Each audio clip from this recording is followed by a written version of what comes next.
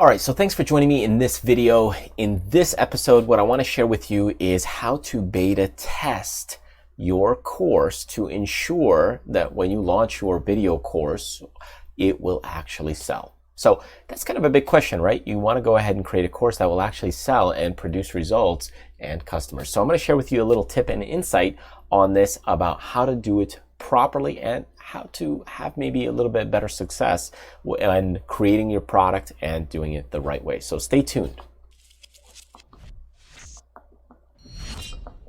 All right, so if you are struggling to build a course and launch it, get it operational, it's a lot of work. It's definitely a lot of work. And what you don't want to do is you don't want to waste time basically going out, making a course, spending months on end doing it, maybe hiring video editors, maybe hiring animators, taking care of the logo design, setting up sales pages and all this stuff, and only to find out that the course just is a flop. It just does not sell. So how do you go about knowing that, hey, the course that I create is more than likely something that some people want from me? Now, from my perspective, in most niches and areas, there's always business out there, right? So if you're going out and creating email marketing courses, you're creating how to blog courses, you're creating Pinterest masterclass, traffic courses, all those things, they do sell, but not all of them will sell for you. Because the thing is people kind of know you for a certain thing, or they may want to be interested, or the way that they're finding you is through a certain way, and those people are interested in this specific thing. So for example, if you're doing like sound or audio tutorials on how to mix and make music, and people are finding you in this way, and all of a sudden you're selling a course on blogging, even though you have quite a bit of courses on blogging, they may not be that interested in that course. They're interested in your sound and music stuff. So it's important to understand kind of your demographic, that even though other people would buy your blogging course, the people that you have coming into your website or blog, visiting you, are maybe people who are into audio and sound mixing and DJing and that kind of stuff.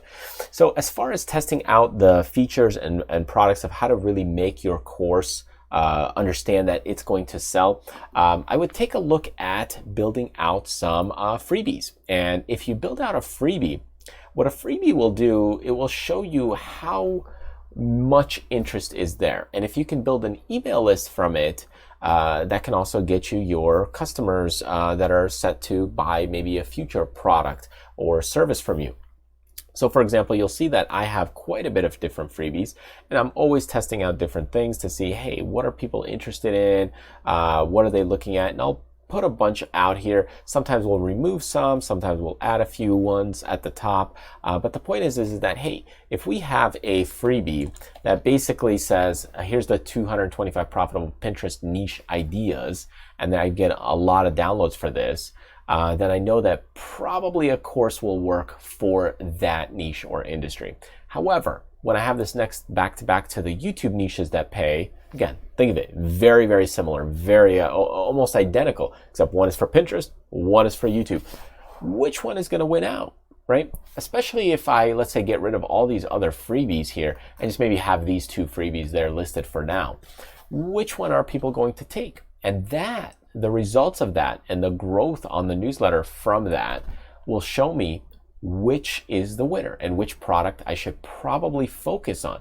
So that's the point in take of, hey, create a freebie or a handful of different freebies and see which ones are people gravitating to download from you.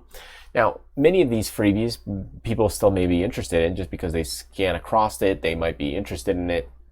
They might, it might catch their eye, or they just want to just download everything you've got. So there's nothing wrong with that. But the point is that when you're looking at your freebie section and people are choosing one over the other, it definitely is a sign to showing you, hey, this is probably the thing you need to work on. And that will tell you also if that course is going to sell or not from a basic level, right? Because if nobody's getting your freebie at all, then they're not even interested in that subject matter or that topic. So it's good to create something that's, sucks people in. And if it's sucking people in and they're getting the freebie, then more than likely they'll purchase your course.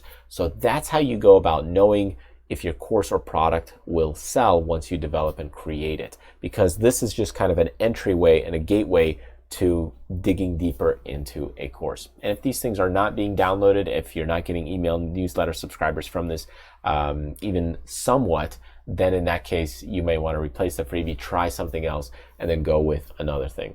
So anyways, thank you so much for joining me. I hope this gave you some insight to looking at building out your course, to understanding, hey, which one will more than likely sell or have a high degree or high potential of selling and attracting the right people based on your audience.